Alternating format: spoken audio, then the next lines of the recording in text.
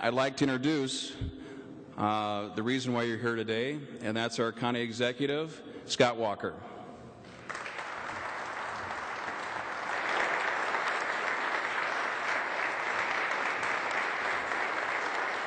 Good morning. Thank you. Good morning.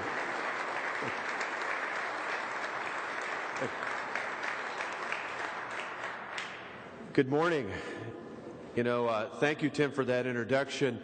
I should note that a couple things he talked about, Tim and I were just taking a walk through before we came here at the museum, clear on the other end behind us, so make sure you get a chance on the way out to take a look at that, because you can see Teddy Roosevelt's picture, you can see a lot of those big machinery types that are in there, and it's something certainly to be proud of here in Milwaukee County. Just last year, we helped Tim Sullivan and his Bucyrus International team celebrate the opening of this plant expansion. And as Tim mentioned, over 3.5 years, they added 500,000 square feet of workspace and nearly doubled their employee base to almost 1,500. I remember coming to visit Tim and his team over at the office at Milwaukee Avenue and talking about his ambitious plan to keep the plant and the jobs here in Milwaukee County. I remember the push, as he talked about, that his board gave him to consider looking at other sites here and across the country and even around the globe. And I remember talking about others in the industry who are moving more and more of their jobs overseas. Tim Sullivan, however, was committed to South Milwaukee, to Milwaukee County, and to the state of Wisconsin. Today, Bucyrus is a success story at a time when we need plenty of success stories. Tim, I want to thank you for hosting this 2009 State of the County address, but more important, I want to thank you for being an inspiration for us.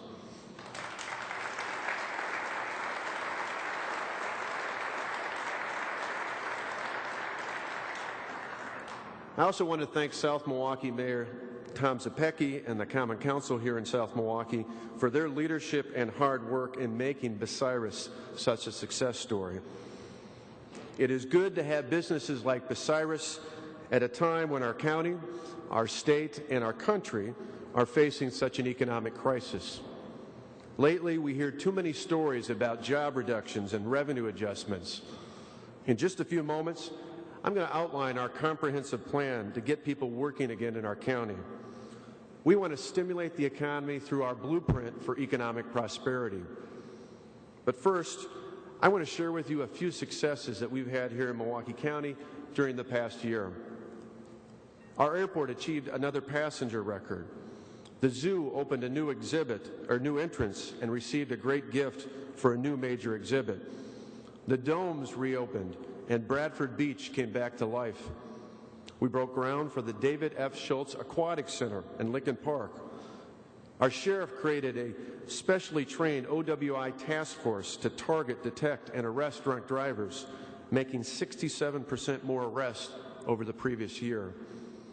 Our EMS system continues to be one of the best in the country. Our family care program served more older adults. We expanded transit opportunities for people with disabilities, and we ran Operation Freedom at the zoo again for our veterans, military personnel, and their families. These are just a few of our successes over the past year. Along the way, we also benefited from some long-term decisions that were made over the past few years that helped us adapt to the national financial meltdown. While the state government has seen their debt go up since 2002, we reduced our debt by 10%. While the governor talked about cutting some 10,000 jobs over 8 years and is nowhere close to that goal, we reduced our workforce by 24%. While the state rated segregated funds for transportation and patient compensation, we worked with the private sector to create funding partnerships.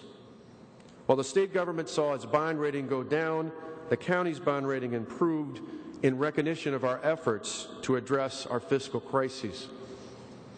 While the state faces a $5.75 billion budget deficit, we finished 2007 with a $7.9 million surplus and are looking to break even for 2008. Unfortunately, the state budget situation is likely to have a negative impact on county government and others at the local level in 2009 and beyond. But even more serious than the impact of the state budget is the impact of the series of announcements from local employers about job cuts and reductions. This is a major challenge to our well-being here in Milwaukee County and across this region and state. Individuals and companies who are hurting today cannot wait for help in 6 months, a year, or several years down the road. We need action now. This is why I'm fighting for a true economic stimulus. In 1993, then-President Bill Clinton submitted a stimulus package of $16 billion. This month, the House and Senate passed bills costing nearly $800 billion.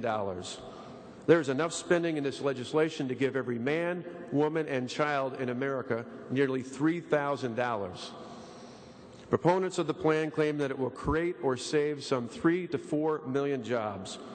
But do the math. This means that the government will spend some $200,000 or more per job. Does this make any sense? The better solution is for our government to put money directly into the economy through tax cuts.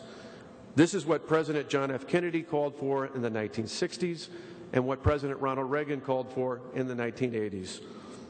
After President Reagan's tax cuts, America had the largest peacetime economic boom in history.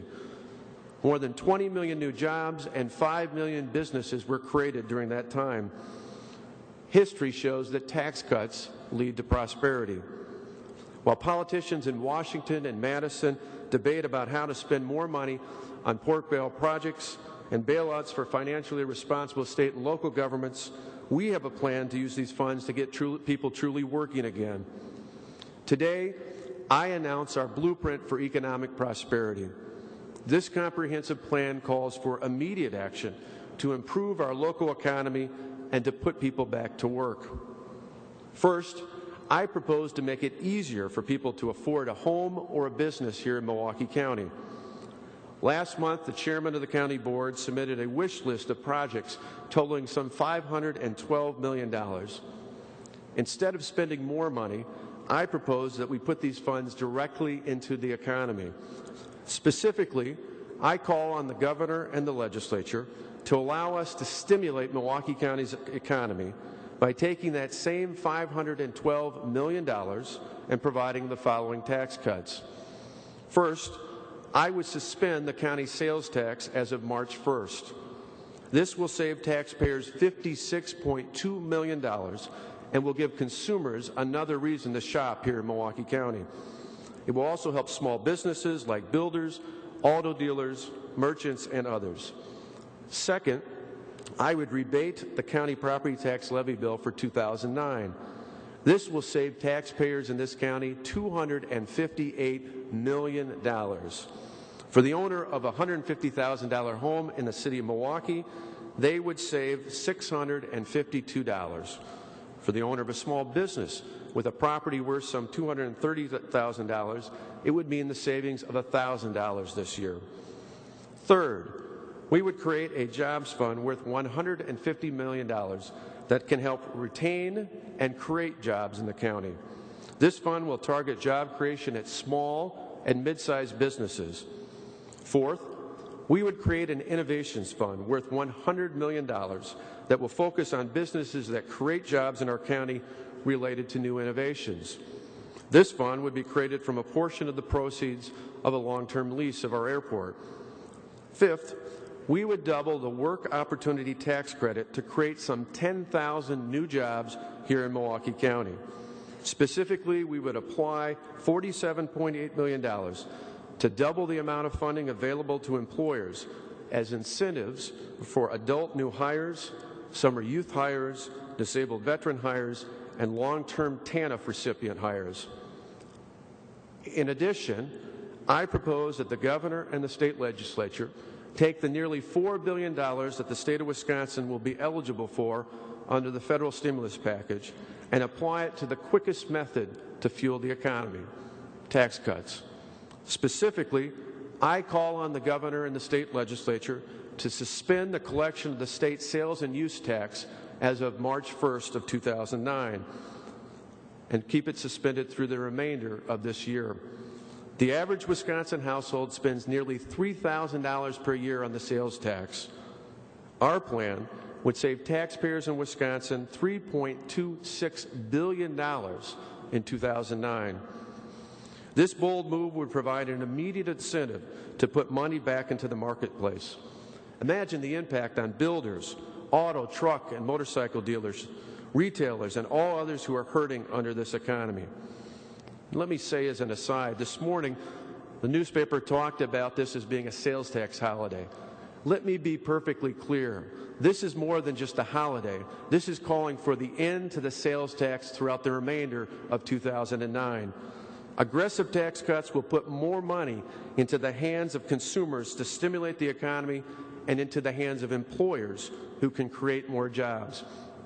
For a home builder like Craig Rakowski of Wauwatosa, our plan will directly save about $5,000 in taxes on the materials he used to build a $250,000 home, and will have an immediate impact on encouraging more people to build and remodel homes in our area. Or take someone like Roger Crete, who owns the Mack truck dealership in Milwaukee. Ending the sales tax will save customers he serves $8,560 on the purchase of an average dump truck. That will be a clear incentive for them to buy now. I also want to thank business groups like the Greater Wisconsin Association of Realtors, the Metropolitan Milwaukee Association of Commerce, and the Independent Business Association of Wisconsin, who are represented here today. They understand that the quickest way to stimulate the economy is to put more money into the hands of consumers and employers. Next, we need to increase the odds of finding and keeping a job in our county. One specific way to immediately stimulate the economy is to approve our plan to move the mental health complex to the site of the former St. Michael Hospital. Our plan will provide a state-of-the-art facility for a lower cost. It is shovel-ready and will spur economic development and job creation. Conversely, the County Board's proposal to seek $92 million in stimulus funding to build a new mental health facility does not meet the definition of shovel-ready, since it will take 12 to 18 months before a shovel will actually hit the ground. On top of that, the real cost of building is closer to $117 million because the plan submitted to the governor is actually closer to $117 million. That does not include parking, infrastructure, or site preparation costs. The better approach is to move forward with our proposal. On top of being truly shovel-ready, it opens the door to the county selling and making way for development on the land where the current mental health complex sits. This land is a prime location for further development and the expansion of the Milwaukee Regional Medical Center, which is one of our largest job centers in the region. In addition to the proceeds the counties would receive from the sale of this land, the further expansion of the Regional Medical Center would provide opportunities for economic development and job creation throughout the region. And we cannot ignore the stabilizing impact a county facility located at the former St. Mike's site would have on the surrounding neighborhood. St. Joseph's Hospital provides a good example of how a medical facility can boost a local neighborhood's economy by providing jobs for local residents and creating demand for services ranging from retail, restaurants, housing, and office space. Without our investment in the neighborhood, it is likely that the St. Mike's facility will sit empty and actually detract from the local economy of the surrounding neighborhood. Moving the mental health complex to the St. Mike's site would create a true economic stimulus in this neighborhood. Today, I call on the members of the County Board to stimulate the economy by acting to move the mental health complex to the former St. Michael Hospital site and to sell the existing site for development at the Milwaukee Regional Medical Center. Building a new school of engineering at the University for the University of Wisconsin-Milwaukee on the county grounds is another project that will truly help stimulate the economy. We negotiated a reasonable price for the land, and now we need to approve the deal and let UWM get on to work. Today, I call on the members of the County Board to take up and pass the proposal to provide the land for a new UWM School of Engineering. I want to thank Chancellor Carlos Santiago from UWM, as well as Dave Gilbert as a part of his staff, for your perseverance and your incredible efforts to try and move forward with this great project. Your vision will help provide our economy with a boost for generations to come. And there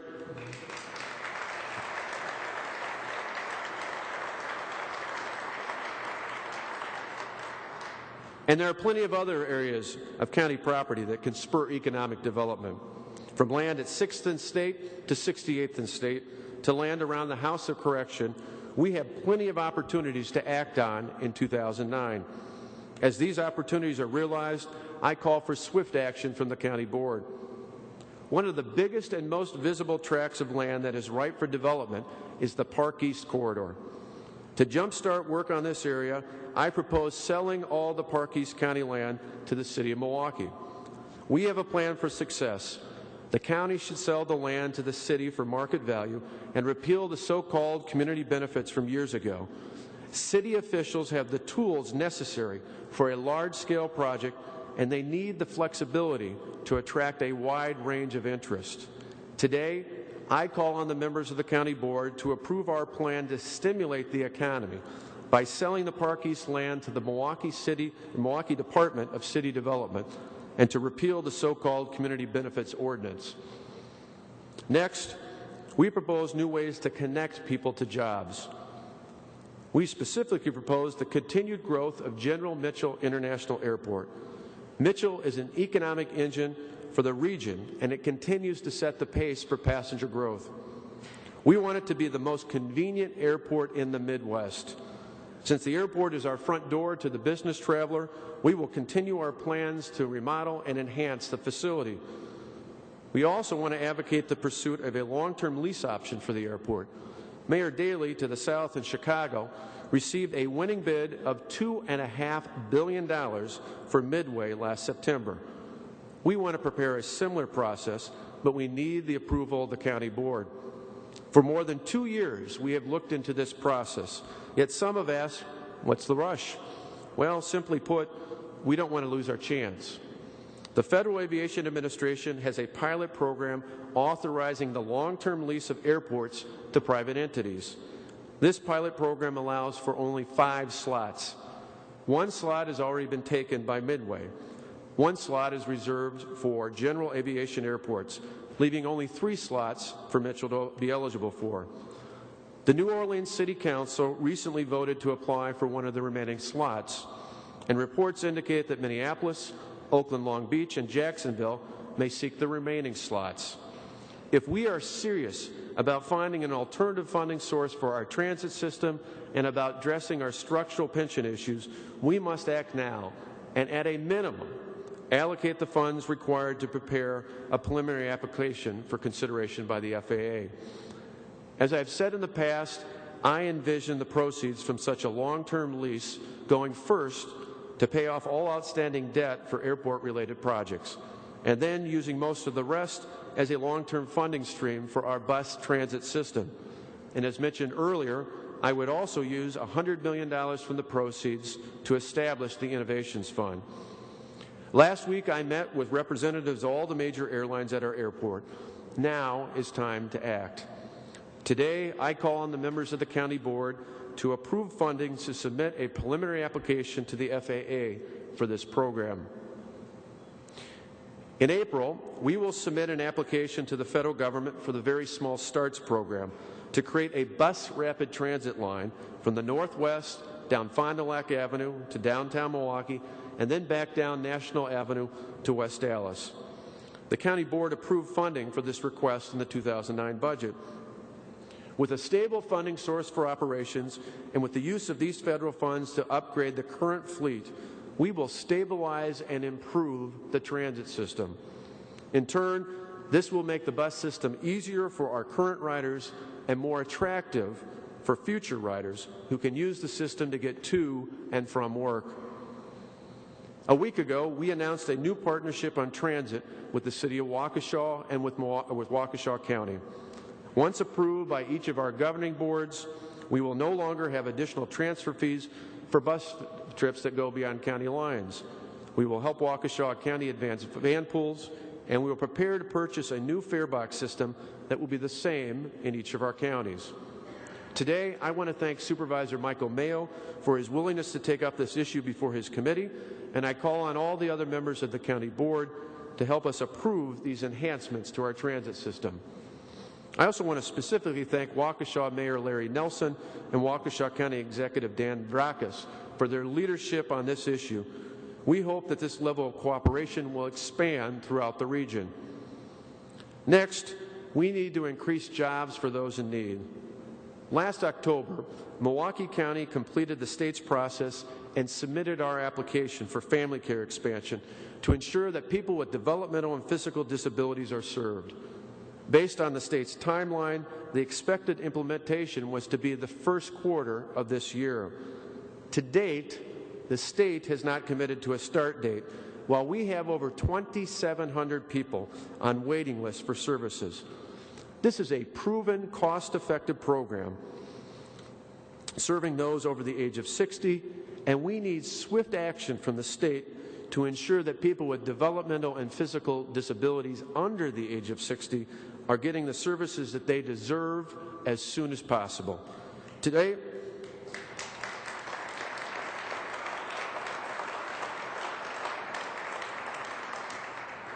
I call on the governor to keep his commitment to the people with developmental and physical disabilities, and without continued delay, to approve the expansion of family care for these individuals here in Milwaukee County.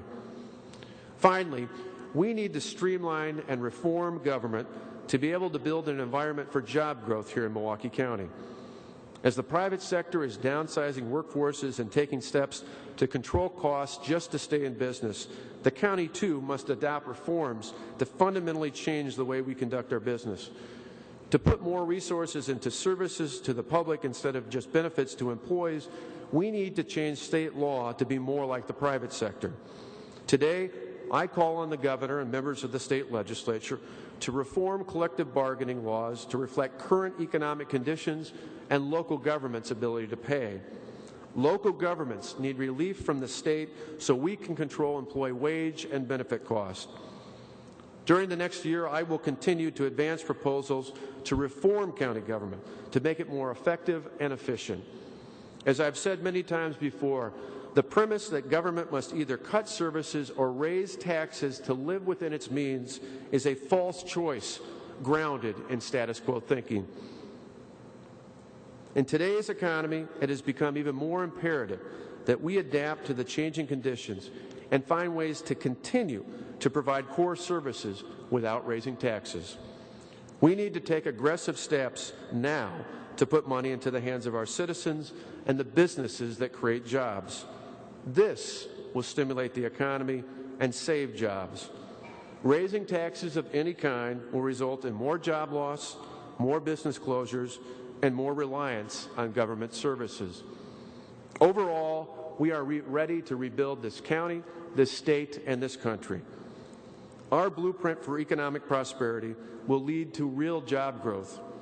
Today, I call on each of you to help us enact this aggressive plan.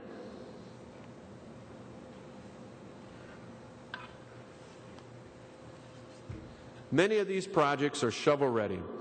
I have a shovel ready right here to show that I'm ready to build a better community. Behind me are 19 shovels that represent our interest in working with the 19 members of the county board to build a better community. I have a hope for the future, and hope is great, but hope without a plan is just a dream. We have a plan to make the dream of economic prosperity a reality. During times like these, people really do need hope, but people also need to know that there's a real plan to help get them back on their feet and working again. We have such a plan in our blueprint for economic prosperity. I am optimistic about our future, but it will require swift action from me, the county board, the governor, the legislature, and all of you here to make sure that working together, we can make this plan a reality. Thank you very much.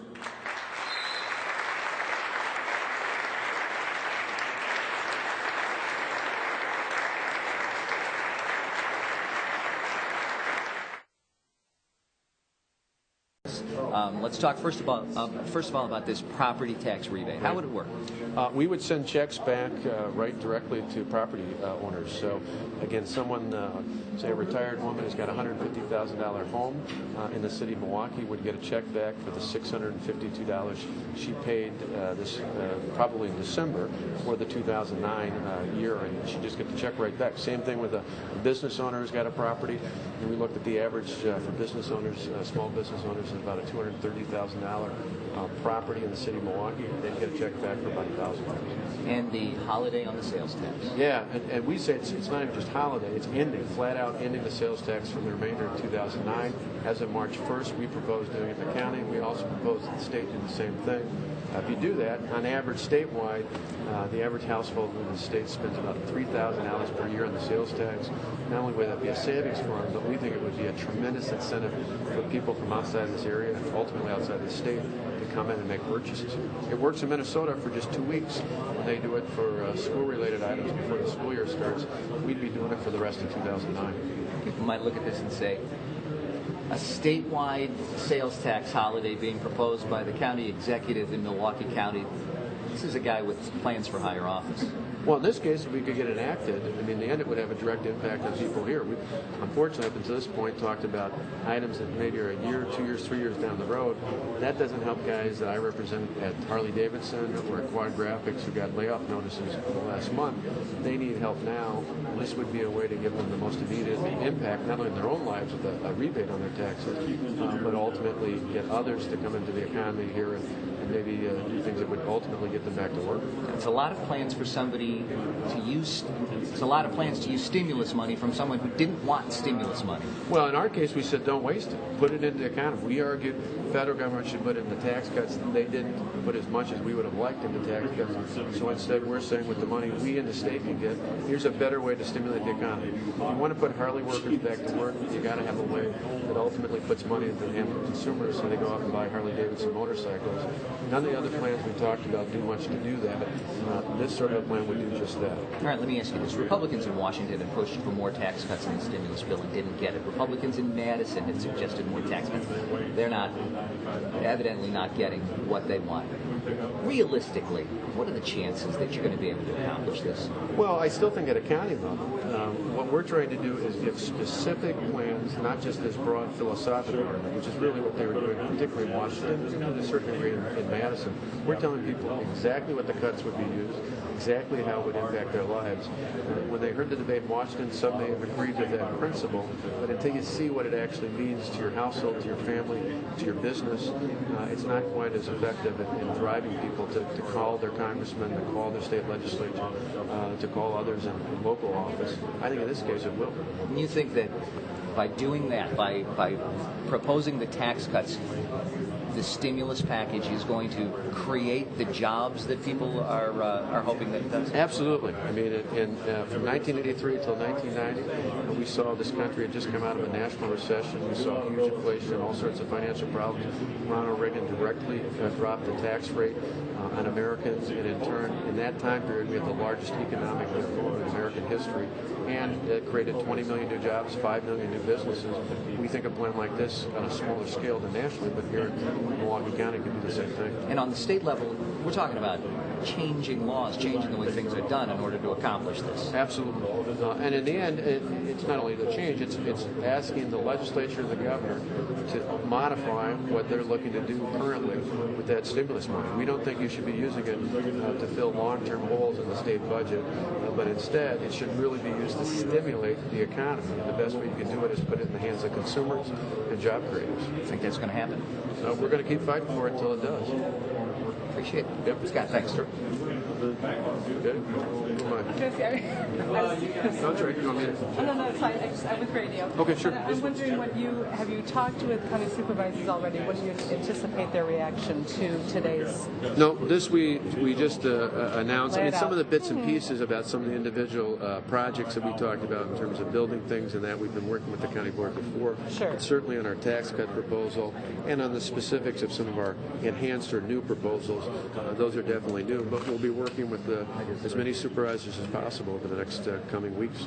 Well, there's so many points, but the mental health facility complex, that's been batted around for months. Do you really feel that you can persuade them to absolutely. to come your way? Well, I think in this case in particular, because a month and a half ago, when they applied for the $92 million worth of federal funds for that project, there was somewhat of an interest by even some of those that were up in the air as to which way they'd vote on our proposal, because they thought it was free money, they'd have to get their hands on it. But clearly the federal legislation talks about shovel-ready projects. This project, the way they propose, it's not shovel-ready. They've done no site preparation, they've done no planning, no blueprints or anything else, engineering assessments. They're talking about a year to a year and a half before they even get a shovel in the ground. So they're not going to qualify for that. That being known, that being clearly stated and pointed out to them, my hope is they go back and look at the fact that it's either stay at the current site, which long-term I just don't think is feasible, or move to our plan, which is actually more cost-effective than even staying at the current site long-term, and at the same time provides a state-of-the-art mental health facility we can all be proud of. Thank you. Sure. Keep rotating around. Sounds good backdrop? Yeah. Good, are you? Good. You can one big step back. Sure. All right. There we go. I'm sorry, did I finish? No, or you just did. hang I'll out? just hang out and see. Okay. See if there's anything new? All of these ideas, what are the chances all of this is going to go through? Well, I don't know about all of them, but we're going to push for as much of the plan as possible, if not the entire bit, because in the end, I believe, when I talk to people who've been laid off from Harley-Davidson, when I talk to people who are getting notices about being laid off from Quad Graphics or so many other major employers in this county and in this region, what I'm hearing is they need help now. They don't want to wait for something that's going to happen 6 months, a year, 2 years down the road, which too many of the things in the federal package are talking about. They need help immediately. And we believe, looking at this, the single most effective thing we can do is pass the series of tax cuts we're proposing. That's the thing that gives somebody, for example, at Harley, hope that by the end of this year, when they're scheduled to be laid off, our local economy, our state economy might improve enough that people start buying their products, and that in turn will save their jobs. We talked to the mayor in there to get his reaction, of course. He basically said you had a very well delivered speech, but it's like you're running for governor already. Well, in our case, we're running to make things better. What I hear from people is they want action now. They don't want something that's going to happen someday, and they certainly don't want this federal money being used to fill in the big hole that the state government has in their budget.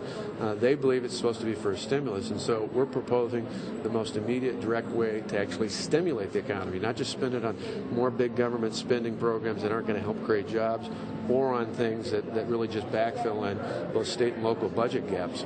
We think people want it to be put to work, and that's what we're going to propose and keep hammering on. So the timing is a big factor in this as well. Oh, absolutely. Again, the fact that we'd scheduled our state of the county address. We altered not the date. The date was already set, but we altered some of the focus. Originally, we were going to spend more time focusing on some of the successes the county's had.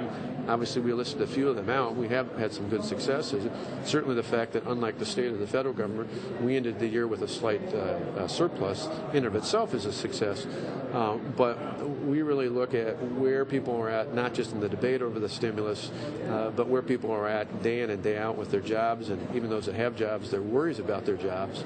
And we believe firmly we had to come out with a bold plan, an alternative to what we were hearing out of Washington and out of Madison, and we're going to keep hammering it every chance we get. Okay. Anything Nope. else you want to add? That's good. Done? Very good. Thanks a lot. Double up there. Good to see you. Good to see you. You too. Thanks so much. Yeah, is that cool? Yeah. Good to see you. Oh, it is. Hey, where is it?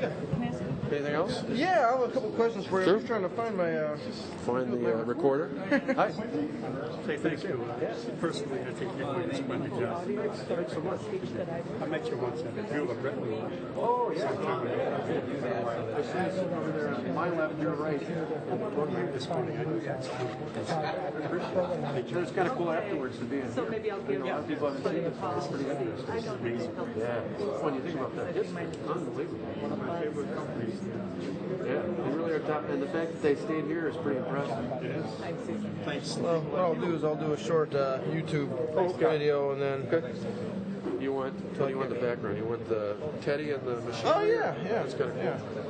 It's Tim Sullivan. One of my favorite presidents. So that's Yeah.